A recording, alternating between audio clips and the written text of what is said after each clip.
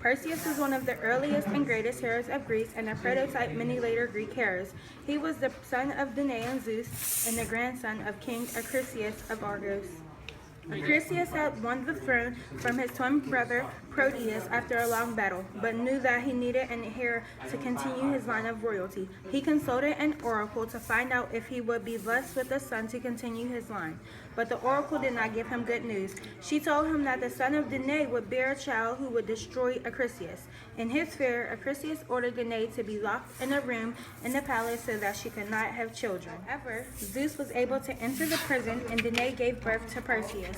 Enraged, Acrisius plotted to kill Perseus before the prophecy could be fulfilled. However, he realized that he could not, as Perseus was the son of Zeus and Zeus would surely kill him in return. Instead, Acrisius sealed Danae and Perseus in a trunk and threw them into the Mediterranean so that he would not be able to be directly responsible for their death. Prophecies are not to be escaped. As Perseus and Danae reached the island of Seriphos, where they were discovered by the king Polydectes, he granted them asylum when he learned of their royal descent. As a favor, he also adopted Perseus as his son. Perseus was raised on the island and learned the skills of the aristocracy of his day.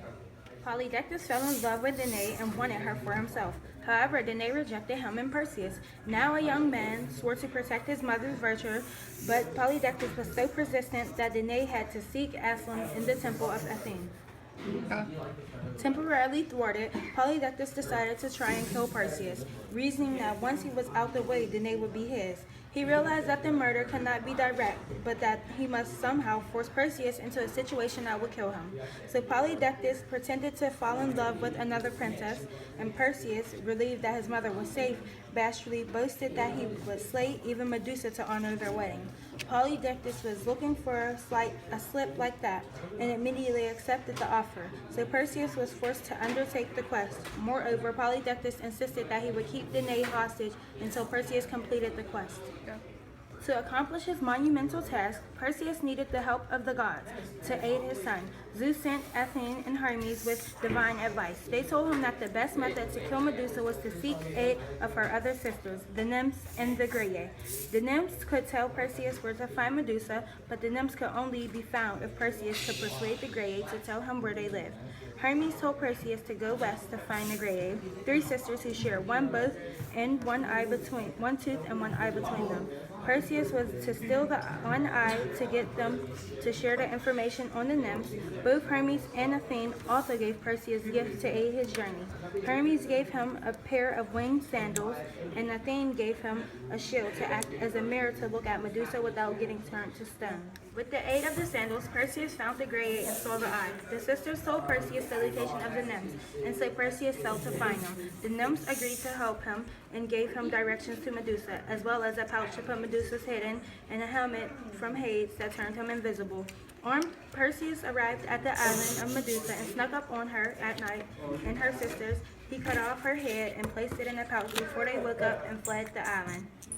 On the way home, this is a new one. On the way home, Perseus was sailing near a coast by a land ruled by King Cepheus and his wife, Queen Cassiopeia. Cassiopeia was a beautiful woman, but boasted that she was more beautiful than the sea nymphs. Poseidon had taken this as a personal insult and sent a huge sea monster to plague the coast. Cepheus sacrificed his daughter Andromeda to the monster. Andromeda was chained to a rock facing the sea, awaiting her death. Perseus landed on the coast. He saw the queen and king grieving on a nearby cliff, but what really caught his eye was the beautiful Andromeda. He wanted to save her, but he also wanted an award for doing so. He approached the parents, and they agreed and promised to him that if he saved her, he could marry her. So Perseus arrived on Andromeda's rock, destroyed the sea monster, and released the girl. Cepheus, however, refused Perseus his daughter's hand in marriage, but he underestimated the power of the young man. In court, with all eyes on him, Perseus withdrew Medusa's head from his pouch, turning everyone in the courtroom into stone. He then sailed away with Andromeda to the court of Polydectes. Arriving on the shore, Perseus demanded that his mother be freed. Polydectes was in utter shock, as he assumed that the quest was impossible. He demanded proof from Perseus that Medusa was truly dead, and so Perseus once again took out the slain Gorgon's head and inflicted the same punishment on Polydectes as he did on Cepheus.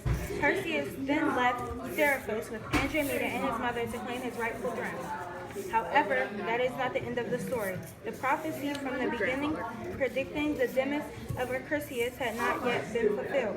Perseus, interestingly, did not hold a grudge against his grandfather as he realized that his actions were understandable. He therefore sailed to Larissa to offer Acrisius his forgiveness. But as fate had it, in a discus competition during the local games, Perseus accidentally hurled a discus into the world, hitting and killing his grandfather and thus fulfilling the prophecy made before his birth.